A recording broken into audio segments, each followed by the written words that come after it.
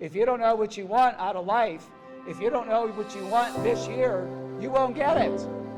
And you can't just say, oh, I want to be happy, or I want to be fulfilled, or I want to make some money. So I tell people you got to have SMART goals, S-M-A-R-T, specific, measurable, obtainable, relevant, and time sensitive. Like my SMART goal in 2002 was I'm going to make $10,000 a month from my apartments within 3 years so I can quit my job. That's specific. $10,000 a month. It's measurable. I can measure how much is coming in. It's attainable. It's a realistic goal that I can achieve. It's relevant. It's my why. I needed $10,000 a month so I could get out of the corporate rat race, and there was a time sensitivity to it, 3 years. Does that make sense? So I want everybody to do their SMART goals.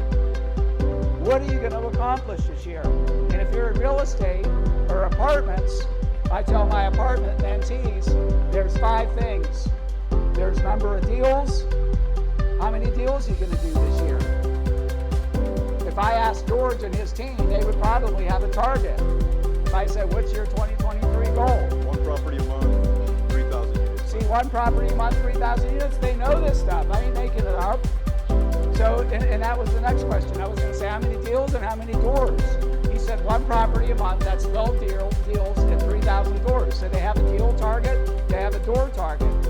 And then I bet you personally that you have a net worth target, you have a tax reduction target, and you have a cash flow target.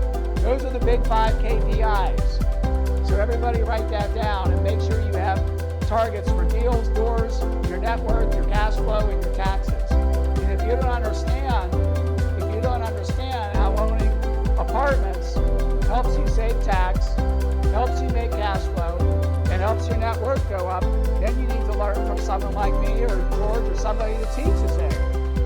Because you need to understand it.